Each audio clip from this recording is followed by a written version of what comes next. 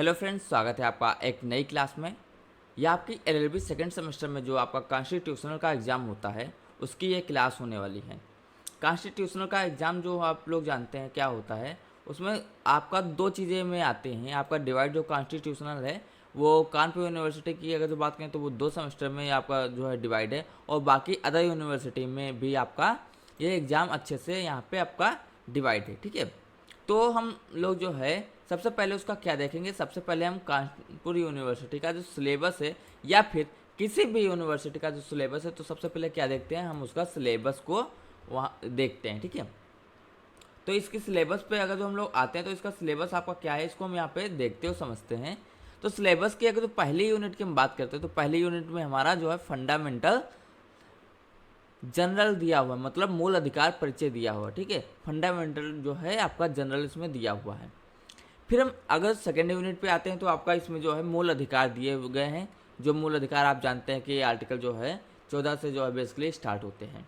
फिर उसके बाद हम लोग डीपीएसपी पढ़ते हैं, directive principle of state policy. ऐसे कौन से प्रिंसिपल होते हैं जो स्टेट पॉलिसी जो है उसके अंदर आती है, जो स्टेट पॉलिसी का एक कर्तव्य की तरह होता है कि उसको फॉलो करें। ठीक है, उसके बाद हम यहाँ पे मूल कर्तव्य देखते हैं और संघ न्यायपालिका के साथ साथ संविधान का संशोधन देखते हैं। ये हमारा जो है सेकेंड सेमेस्टर का जो है सिलेबस हम लोगों का जो है बेसिकली बनाया गया है। ठीक है, अब इस सिलेबस पे हम लोग बात करते हैं और इस सिलेबस को यहाँ पे थोड़ा हम यहाँ पे समझते हैं। पहले हम यहाँ पे थ्योरी वाइज समझेंगे, फिर उसके बाद हम जो है अगले वीडियो में हम एमसीक्यू वाइज यहाँ पे हल करेंगे। ठीक है, अब फंडामेंटल राइट की अगर तुम बात करते हैं तो फंडामेंटल राइट में आपका क्या क्या है। फंडामेंटल राइट में हम लोग जो है सिंपल सा चीज़ जो है यहाँ पे यूनिट 2 की बात करेंगे। तो यूनिट 2 में आपका फंडामेंटल राइट्स आते हैं। ठीक है, एक मिनट, फंडामेंटल राइट्स आते हैं तो फंडामेंटल राइट्स में हमारा जो है आर्टिकल 14 से 18 पढ़ेंगे, आर्टिकल 19A 19B और आर्टिकल 21 पढ़ेंगे, आर्टिकल 25 से 28 और आर्टिकल 32 हम लोग ये पढ़ेंगे। तो हम लोग 4 विभाजन में हम लोग ये आर्टिकल पढ़ेंगे। तो सबसे पहले हम स्टार्ट करते हैं आर्टिकल 14 से 18। आपका जो आर्टिकल है बहुत इंपॉर्टेंट आर्टिकल है, इसको यहाँ पे हम यहाँ पे देखते हैं। ठीक है, तो आर्टिकल 14 टू 18 जो है वो क्या आपका है।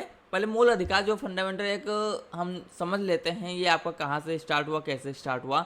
तो हमारा जो 1947 से 1978 तक हमारे पास जो राइट्स थे वो हमारे पास 7 राइट्स थे। ठीक है, उसके बाद हमारा संशोधन हुआ और हमारे राइट्स चेंज हुए, उसको हम भी यहाँ पे अभी समझते हैं। एक मिनट यहाँ पे,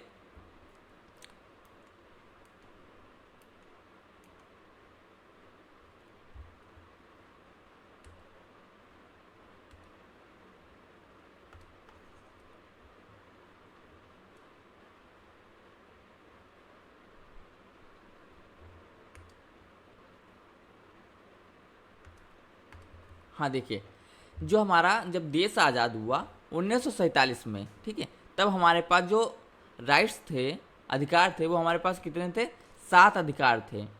लेकिन 1978 में जब मोरारजी देसाई की जो है सरकार आई, उससे पहले आपकी किसकी आई थी, उससे पहले 1976 में आपकी इंदिरा गांधी जी की सरकार थी। तो 2 सरकारें हमको बहुत ही ज़्यादा बेसिकली याद रखनी होती हैं। एक आपका 1976 में सरकार और एक आपका 1978 में सरकार।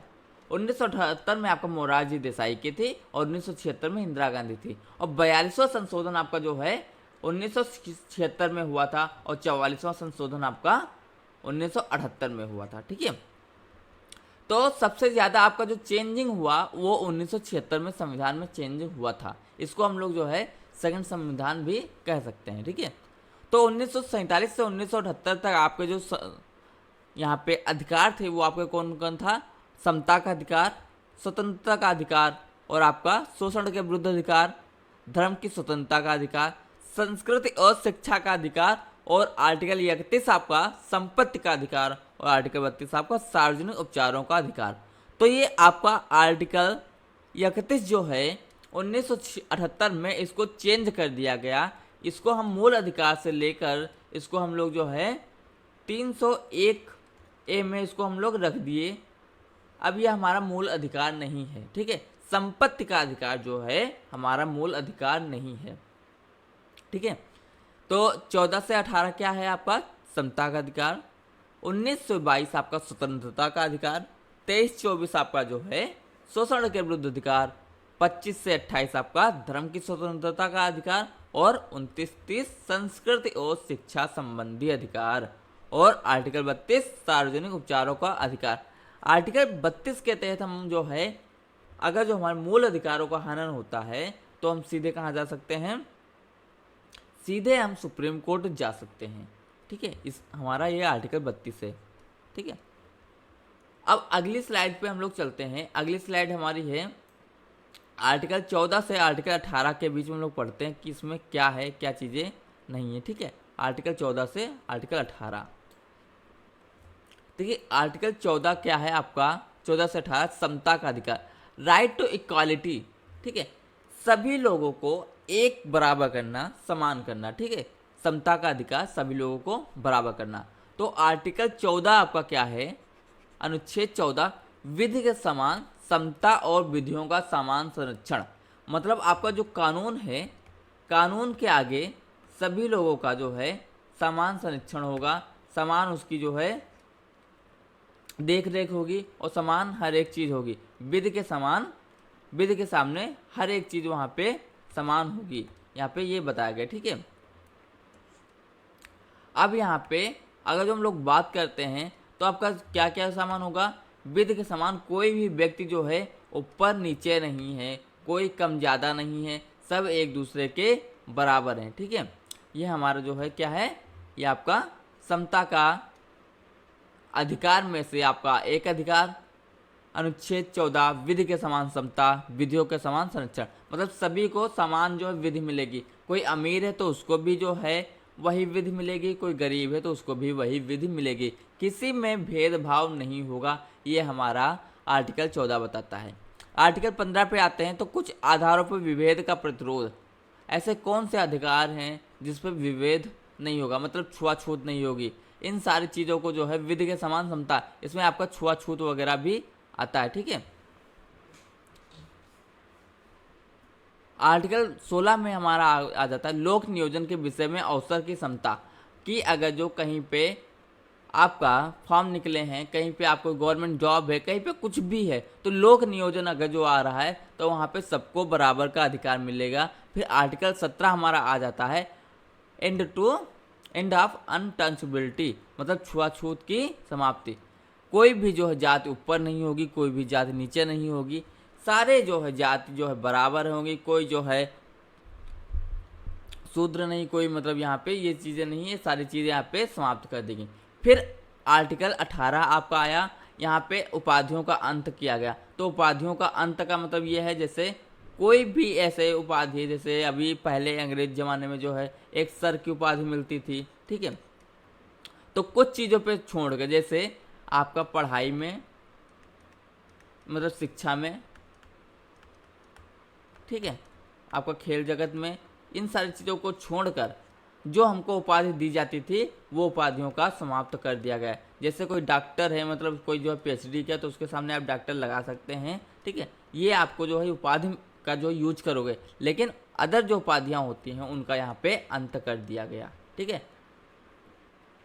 ऐसी उपाधि जिससे जो है किसी को नीचा दिखाया जाए तो उसका अंत यहाँ पे कर दिया गया। अब आर्टिकल 19 से 22 पे आते हैं, और आर्टिकल 19 बहुत ही इंपॉर्टेंट आर्टिकल, इसमें अगर जो गहराई से हम लोग जाएंगे तो इसको हम लोग पढ़ेंगे। आर्टिकल 19 में हमारे 6 अधिकार को सुरक्षित बताया गया है, और आर्टिकल 19 से 22 को हम लोग स्वतंत्रता का अधिकार कहते हैं। आर्टिकल 20 में अपराधों के लिए दोष सिद्धि के संबंध में संरक्षण बताया गया है। आर्टिकल 21 आपका और आर्टिकल 19 ये संविधान की, मतलब जो है अगर जो मूल अधिकार पढ़ते हैं तो वहाँ पे आपका सबसे ज़्यादा इम्पॉर्टेंट चीज़ें हैं आर्टिकल 19 और आर्टिकल 21।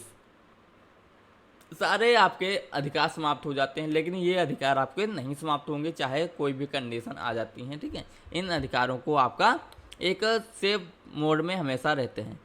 आर्टिकल 21 से आपका प्राण एवं दैहिक स्वतंत्रता का संरक्षण और प्रारंभिक शिक्षा का आरंभ, ठीक है। आर्टिकल 22 आपका कुछ दशाओं में गिरफ्तारी एवं निरोध से संरक्षण, ठीक है। आपका कुछ दशाओं में गिरफ्तारी और डिटेंशन से आपका यहाँ पे संरक्षण बताया गया है। ठीक है, प्राण और दैहिक स्वतंत्रता वगैरह भी इनको हम फिर गहराई से पढ़ते हैं। ठीक है, आगे हम लोग चलते हैं।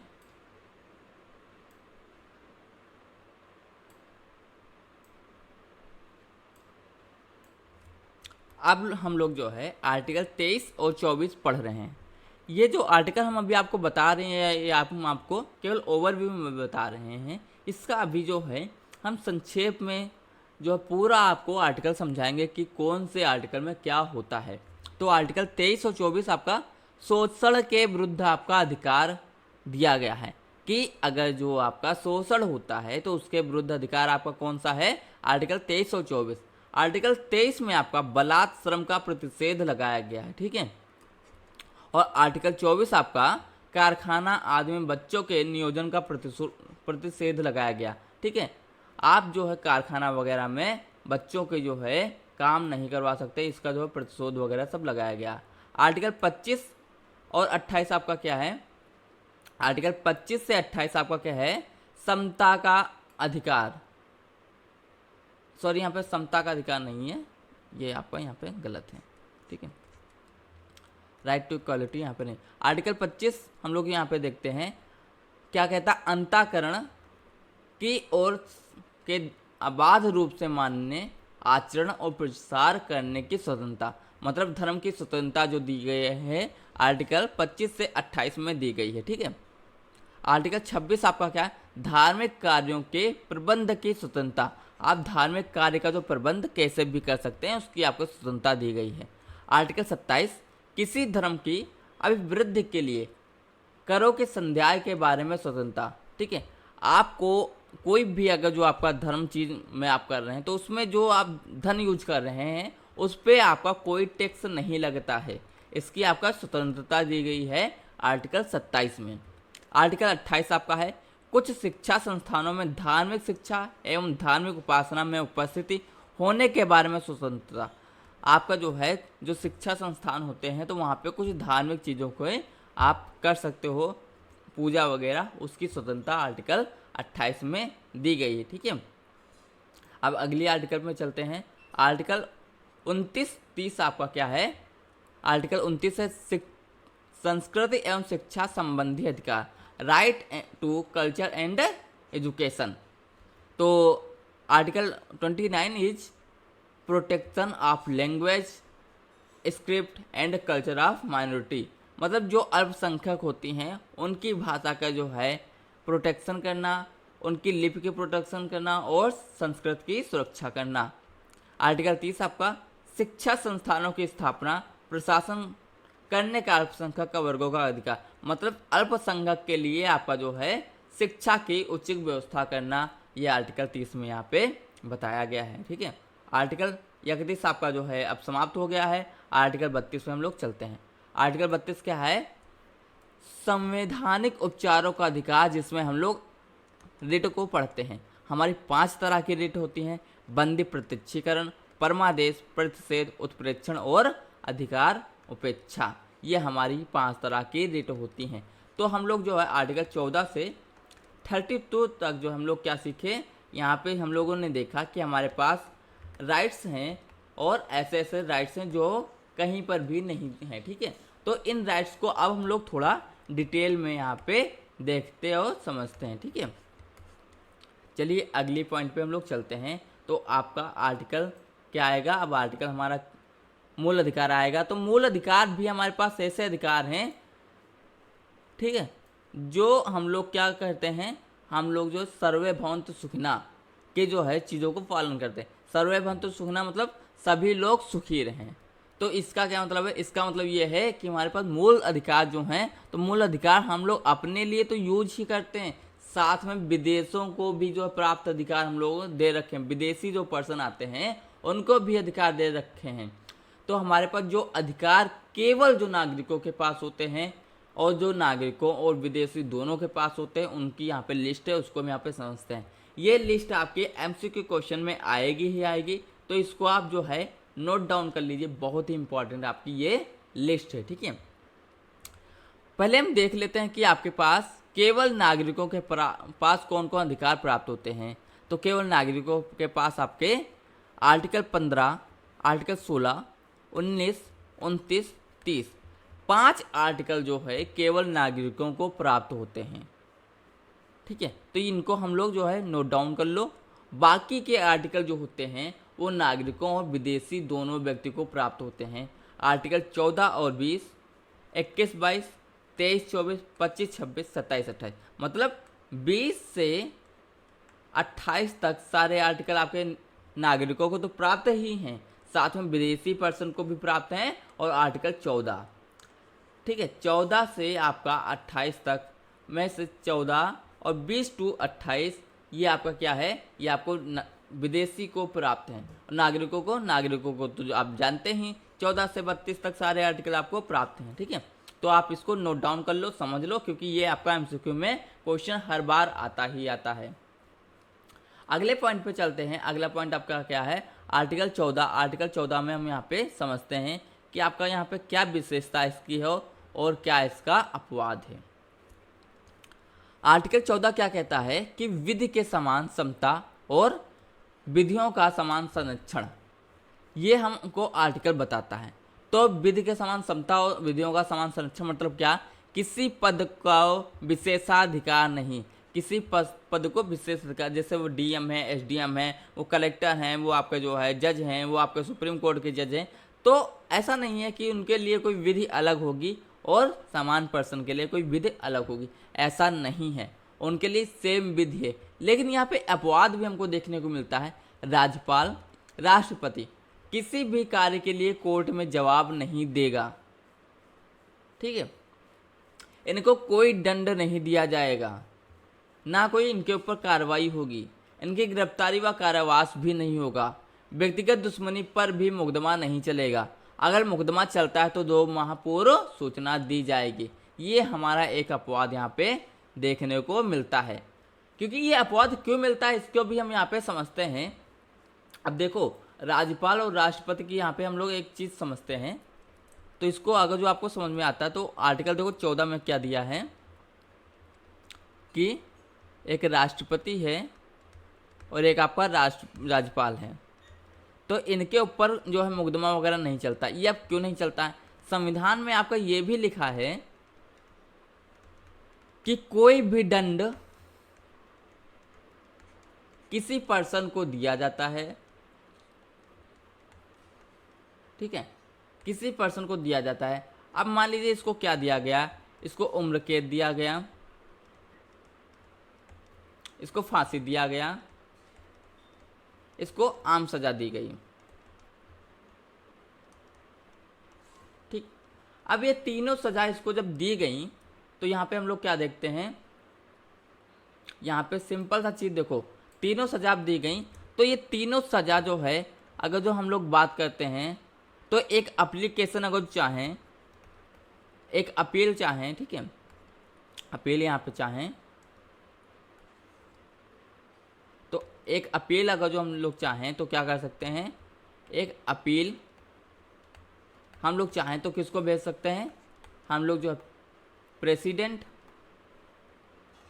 ठीक है, या फिर राज्यपाल, गवर्नर, ठीक है, इनको हम अपील सेंड कर सकते हैं। और अपील जब सेंड करते हैं तो क्या होगा, अपील सेंड करते ही आपका अगर जो राज्यपाल और राष्ट्रपति चाहे तो आपकी सजा माफ़ कर सकता है, सजा माफ़ कर सकता है, उसके पास ये राइट्स होता है राज्यपाल और राष्ट्रपति के पास। अगर जो आर्टिकल 14 में राष्ट्रपति और राज्यपाल के पास हम लोग जो है उनको सज़ा दिलाएं, कोर्ट में भिजवाएं, ठीक है, तो वो खुद एक एप्लीकेशन लिख लेगा और उस पर राष्ट्रपति और राज्यपाल के साइन हो जाएंगे, तो उनको सज़ा नहीं ही मिलेगी ना। तो इसीलिए आपका जो क्या है, इनको सज़ा से मुक्ति दी गई है। ठीक है, तो 2 कंडीशन यहाँ पे समझिए, राज्यपाल और राष्ट्रपति को सज़ा वगैरह नहीं होती हैं। अगर जो सज़ा क्यों नहीं होती, क्योंकि उनके पास अधिकार होता है सज़ा माफ़ करने का। ठीक है, तो ये चीज़ों हमको यहाँ पे थोड़ा समझना होगा बेसिक से।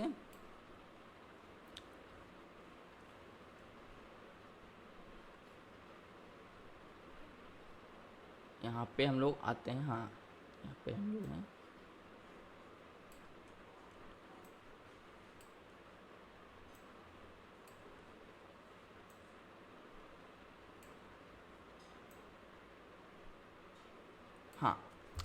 अब उनको सजा नहीं होती है। ठीक है, अब अगला पॉइंट पे चलते हैं। अगला पॉइंट आपका है समान न्यायालय, समान व्यक्ति, समान अधिकार, गरीब जातिवाद नहीं। हम सभी के लिए समान न्यायालय है, सभी के लिए समान व्यक्ति हैं, सभी के लिए समान अधिकार हैं, जातिवाद नहीं होनी चाहिए। फिर हम अगर दूसरे पॉइंट पे चलते हैं, कोई व्यक्ति संसद के किसी सत्य कार्रवाई प्रकाशन तब उस पर मुकदमा नहीं होगा।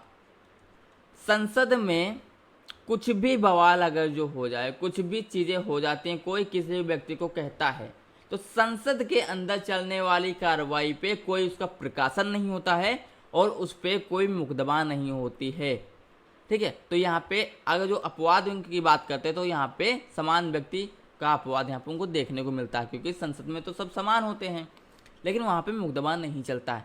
समान नियम सभी के लिए, ये आपका जो है आर्टिकल 14 का समान नियम सभी के लिए, बिना भेदभाव समान व्यवहार, किसी व्यक्ति को दंडित नहीं सिवाय नियम तोड़ना, कोई कानून से ऊपर नहीं। अगर जो किसी व्यक्ति को हम दंड नहीं करते हैं, अगर जो उसने नियम तोड़ा है तो सभी व्यक्ति को वहाँ पे हम दंड करेंगे, कानून से ऊपर कोई भी व्यक्ति नहीं है।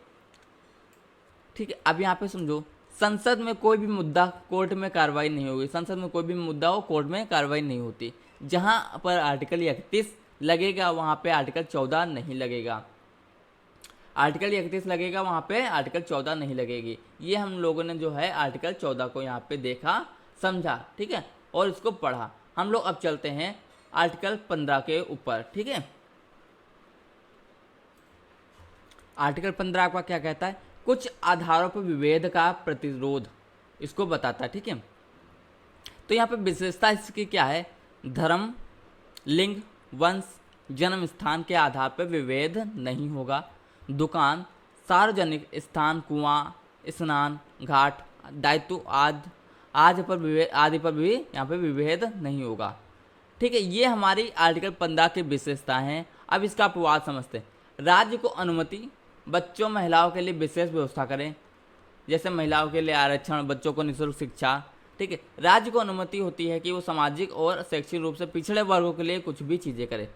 राज्य को अनुमति होती है वह एसटी और एससी के लिए वह विशेष नियम बनाए, और राज्य के लिए जो है उसके पास ताकत होती है कि वह सरकार जो है कमज़ोर वर्ग के लिए विशेष प्रावधान वहाँ पे उसके उन्नति के लिए कोई कार्य करे। तो हम लोगों ने आज जो यहाँ पे देखा वो हम लोगों ने क्या क्या देखा उसको यहाँ पे हम समझते हैं। हम लोगों ने सबसे पहले जो देखा, सबसे पहले क्या देखा कि आर्टिकल